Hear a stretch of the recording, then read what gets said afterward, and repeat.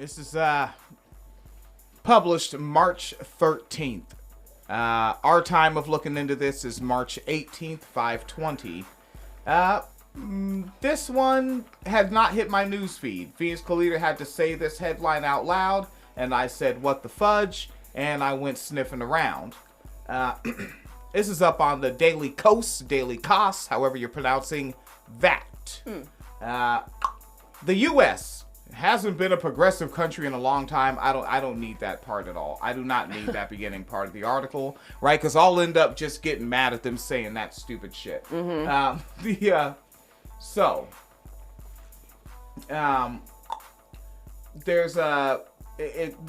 they say it's starting to show that the U.S. hasn't been progressive in a long time, and take the fact that the U.S. was the only country to vote against women's rights in the United Nations this month, the UN. There were countries that abstained and required the rights be broken out to be voted on one by one, which again is super fucking wacky. Yeah.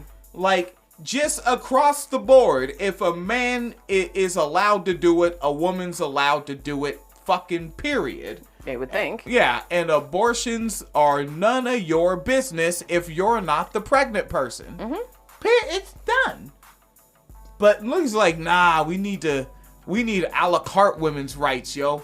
Right? Women's rights it's like a buffet. Like, yo, I want to give women some of these rights. I want all the women's rights that taste good to me. The man sitting down at the table. But I also want a woman to clean up after me when I'm done eating, and I want a woman in the kitchen making all the food for the buffet. And I did say a woman singular, all that work should be on one. Subheading, UN's document on women's rights article, body, the commission adopted the agreed conclusions through a vote after the United States blocked the adoption by consensus by an overwhelming majority of states supported the final text. With 37 out of 45 member states of the commission voting in favor, 6 abstaining, and only the Republican-led U.S. voting against. Republican-led post-1964 Republicans. Articles also noted that the CSW, Commission on Status of Women, the chair noted that Epstein's crimes and the cross-country elite, their crimes are made possible and impossible to stop by the lack of a minimum set of rights for women worldwide. God damn. They're going with a minimum. They're like, yo, can we get the minimum? Not even gunning for the maximum. No. That's the cold shit. The progressive thing to do is to go for the minimum. Right? Like, hey, don't worry. We're going to make sure you all get one serving of flan a month. Okay? Yeah. Flan. Flan. That's fancy for you. It's flancy. It's flancy. Right? Hell, we'll even do satire novels about it. We'll call them Tom Flancy novels. Do you like that? And okay, they continue. So they made us for the women worldwide. Subheading U.S. objections. Body, the Trump administration, the Republican administration opposed the, quote, vague, unqualified commitments to sexual and reproductive health that can be interpreted as implying abortion rights, ambiguous language promoting gender ideology, end quote. Right. This move followed the U.S. Previously withdrawing from the United Nations Women Executive Board and aligns with its historical reluctance to ratify the Convention on the Elimination of All Forms of Discrimination Against Women. But there is more. Not only has the U.S. been vetoing rights documents at the UN on women's rights, there has been... I hate the amount of parentheses in this article. This thing's like a fucking blog. This is a bad writer on women's rights. They also were the only no vote in 1989 on the U.S. Convention on Rights of the Child. Right? I think that was one of the first things I saw when I started finding like what you would call progressive spaces online.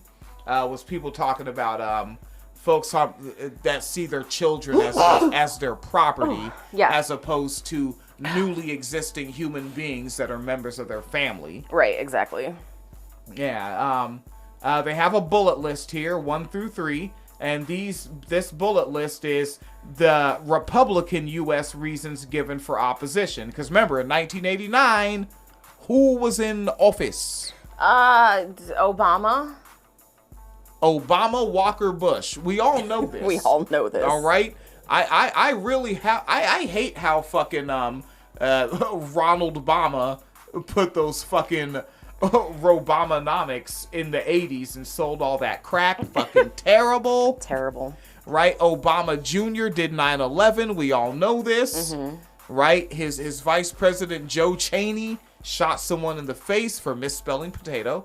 That was bipartisan. That was a deep cut. That was a deep cut.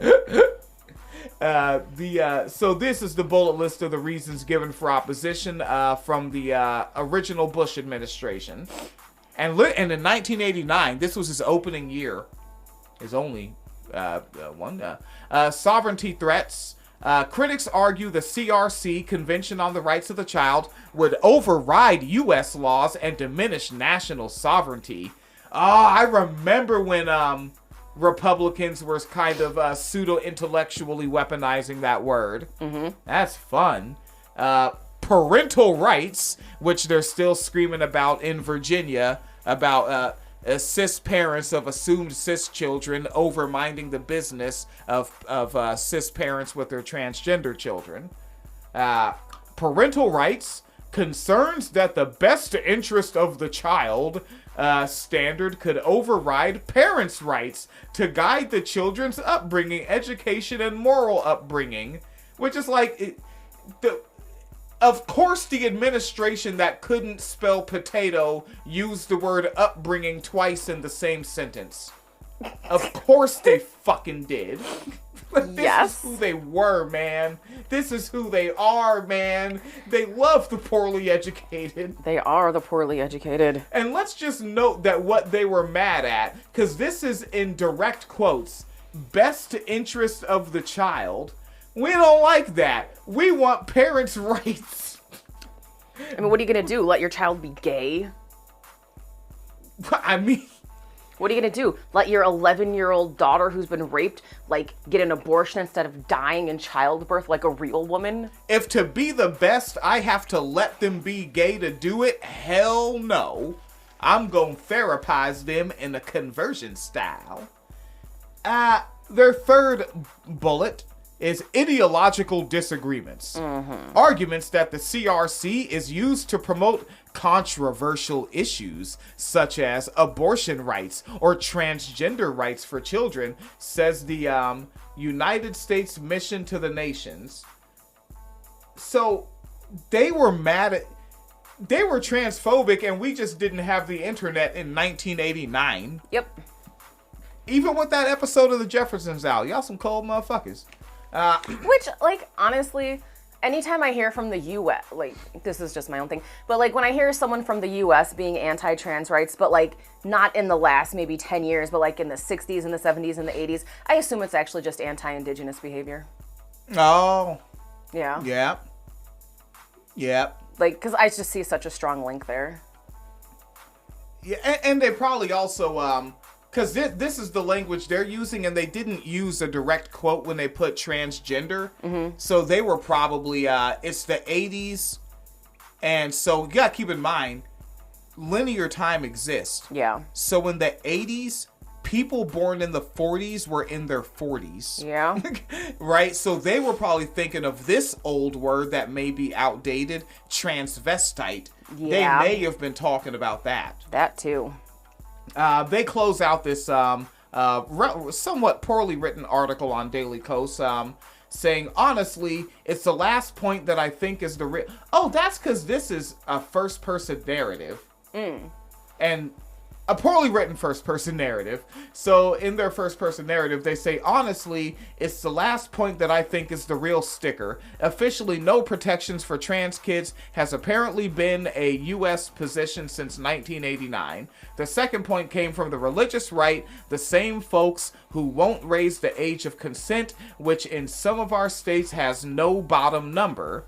Both votes from the U.S. tell me we are a government of perverts by perverts who don't care about the harm to women and kids. Oh, and whoa, no. One more set of parentheses in this fucking blog. Yes. This is my personal opinion. Why? I'm just publishing. Just get a real journalist and make this an article. I don't like using the word pervert. Yeah. It sounds really like it's minimizing. Yeah, and it makes it sound like it's unique. Like it's unique and not systemic. Yeah. Right? Because it's like, oh, that guy over there, that guy's a pervert. And it's like, or is toxic masculinity a perversion of natural cis manhood? Well, right? Like things like that, right? Because like a perversion is like a deviation from what one might consider decency, if you will. Or standard behavior. Yeah. See way. I just want to note that, I looked at this on EB Times, by the way. One thing they noted in here is that globally, women only hold 64% of the legal rights enjoyed by men, and that no woman has ever served as the Secretary General of like the people that ran this panel in its 80-year history. So it's like a delegation on women's rights, and a woman has never been in charge of it. It's good. It's great. It's fine. And of course, as Phoenix Calida says that, I was like, hold on, I gotta pull this one up because I want to get the exact name. Because you hear me sometimes walking around doing chores. I'm not always listening to music. Sometimes I like to listen to my radio shows. Yeah. And I like to listen to British Broadcasting Woman's Hour. And when it first aired, the original host was Alan Ivamy. A BBC Woman's Hour started out being hosted by a man. Of course it did. Yep. In 1946. Of course. Yep. And it was created by Norman Collins. So a man said, we need a Woman's Hour show. Let me find a man to host it. But also, let me have it developed by Janet Quigley. I want a woman to make it, and I want a man to host it. Well, I'm hoping. It's gender equity or something. Hell yeah. Yeah. Hey, right? Because, let's take a look around here, right? Like, look over there in the Americas. They got these men up here being exploited, working, building these skyscrapers. Women should be exploited, too. Women should be exploited, too. Right, because they currently aren't? Not at all. Like, just because they're not allowed to, leave their houses and, have equal rights doesn't mean they aren't being, that's not real exploitation. Just keeping in mind that the Puritans are your cousins, Alan. Ugh.